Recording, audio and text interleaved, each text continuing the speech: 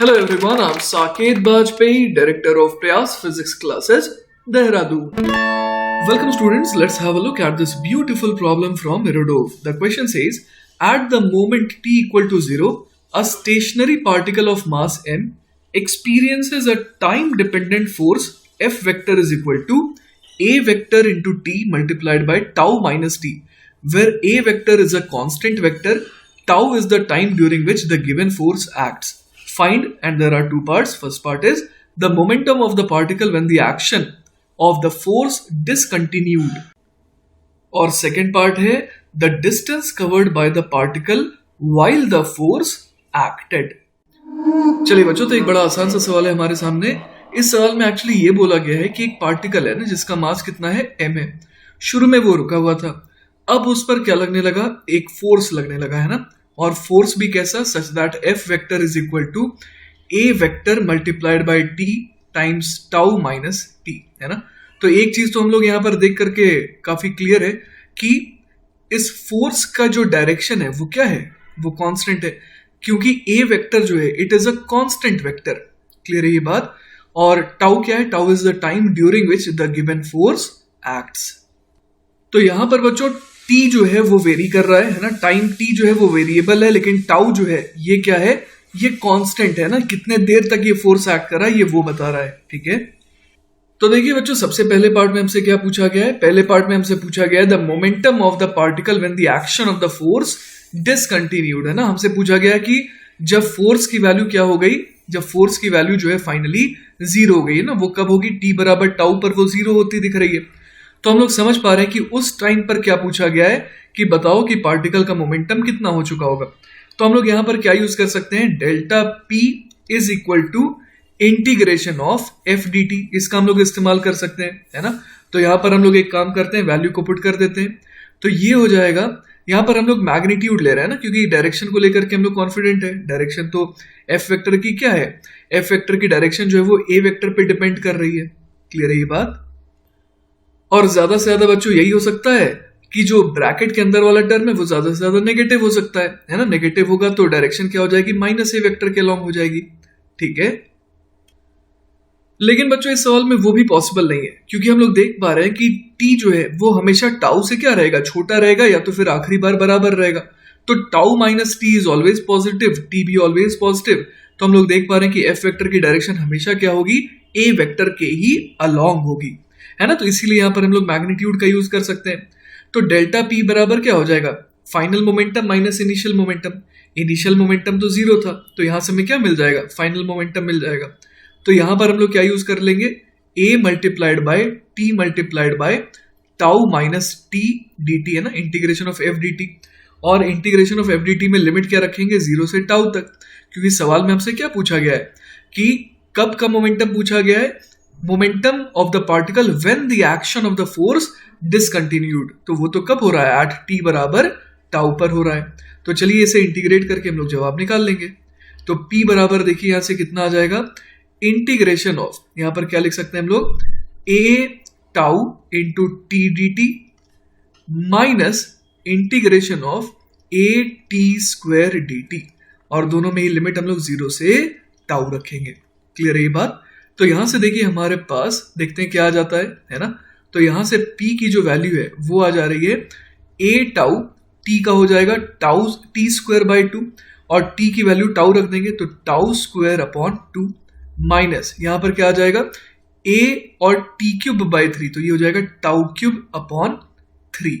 ठीक है, तो यहां से देखिए हमारे पास फाइनली जो मोमेंटम है ना, वो कितना आ जा रहा है, a कॉमन आ जाएगा, अब tau cube by 2 minus tau cube by 3, तो यहां लिख देंगे tau cube by 2 minus tau cube by 3.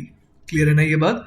तो यहां पर अब हम लोग क्या कर देंगे, एलसीएम ले लेंगे. ठीक है, तो यहां से देखिए मोमेंटम कितना आ जा रहा है, a tau cube multiplied by 1/2 minus 1/3, यहां पर एलसीएम 6 आ जाएगा, तो 3 माइनस 2, है ना.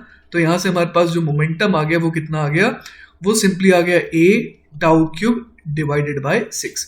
तो यही क्या हो जाएगा बच्चों, हमारे पहले पार्ट का जवाब. ठीक है ना. अब देखिए बच्चों क्या पूछा है, the distance covered by the particle while the force acted, है ना. तो जब तक फोर्स लगा तब तक उसने कितना डिस्टेंस ट्रैवल किया वो हमसे पूछा गया है। तो देखिए बच्चों, यहाँ पर फोर्स के एक्सप्रेशन के ऊपर हम लोगों ने ऑलरेडी डिस्कशन कर रखा है। फोर्स जो है वो एक पर्टिकुलर डायरेक्शन में ही हमेशा लग रहा है। तो ऑब्वियस है कि अगर एक पार्टिकल रुका हुआ था, है ना, अगर एक पार्टिकल जो है वो रुका हुआ था और उस पर लगातार एक ही डायरेक्शन में फोर्स लग रहा है, तो एक टाइम पर जाकर के जो है जब फोर्स की वैल्यू 0 होगी, है ना, तब तक जो है हम लोग ये देख पा रहे हैं कि वो उसी पर्टिकुलर डायरेक्शन में ट्रैवल करता रहेगा, वो रिवर्स भी नहीं करेगा डायरेक्शन को। तो इस केस में डिस्प्लेसमेंट कह लीजिए या डिस्टेंस कह लीजिए, बात तो एक ही है ना। तो इसलिए मैं क्या कैलकुलेट करूंगा, मैं डिस्प्लेसमेंट कैलकुलेट करूंगा और वही किसके बराबर आ जाएगा, डिस्टेंस के भी। तो उसके लिए देखिए मुझे क्या चाहिए, सबसे पहले मैं एफ को क्या लिख सकता हूं, A T into tau minus t, है ना, डायरेक्शन का तो कोई पंगा रहा ही नहीं। अब हम लोग एफ को क्या लिख सकते हैं, m into dv by d t, है ना। तो ये किसके बराबर है, a t tau minus t के बराबर। तो यहां से देखिए हमारी मोटिव क्या है, हमारा मोटिव ये है कि हम लोग पहले v as a function of time निकाल लेते हैं, क्योंकि v as a function of time आ जाएगा तो वहां से फिर क्या आ जाएगा, displacement as a function of time. ठीक है, तो देखिए यहां पर हम लोग क्या लिख सकते हैं, m d v is equal to आ जाएगा a t tau minus t d t, है ना। और यहां पर हम लोग लगा देंगे इंटीग्रेशन, t इक्वल टू 0 पर ऑब्वियसली वेलोसिटी 0 थी, उसने चलना शुरू ही किया था, और लेटर से किसी t टाइम पर वेलोसिटी हो गई v। ठीक है ना। तो यहां पर देखिए हम लोग अब इंटीग्रेट कर सकते हैं। तो यहां से क्या आ जाएगा, m into v is equal to, यहां पर a बाहर आ जाएगा और अंदर क्या हो जाएगा, अंदर हो जाएगा टाउ इंटू टी और integration of T d t, है ना। तो ये कितना बन जाएगा, ये सिंपली बन जाएगा a इंटू टाउ, t के बदले हम लोग लिख देंगे टी स्क्वायर अपॉन 2, है ना, टी डी टी का टी स्क्वायर बाय 2 हो जाएगा, माइनस अब यहां पर क्या आ जाएगा, टी स्क्वायर, है ना, तो ये हो जाएगा टी क्यूब अपॉन 3। क्लियर है ये बात। तो हमने क्या निकाल लिया, v as a function of time, है ना। अगर मैं m को यहां से उड़ा करके, है ना, कहां ले जाऊं, डेनोमिनेटर में, तो ये हमारे पास v as a function of time आ गया।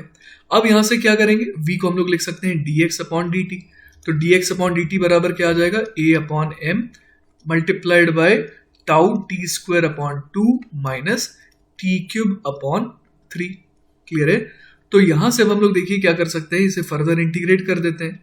तो dx बराबर आ जाएगा a upon m tau T square upon 2 minus t cube upon 3 multiplied by dt। अब कर देते हैं इंटीग्रेट, t इक्वल टू 0 वाले लोकेशन को x इक्वल टू 0 कह देते हैं, और हम लोग यहां पर क्या निकाल लेंगे कि t इक्वल टू टाउ पर फाइनली उसकी जो पोजीशन है वो x नॉट हो गई, है ना। तो यहां से हम लोग x नॉट निकाल सकते हैं, जो कि हमारा डिस्टेंस कवर्ड भी आ जाएगा, है ना।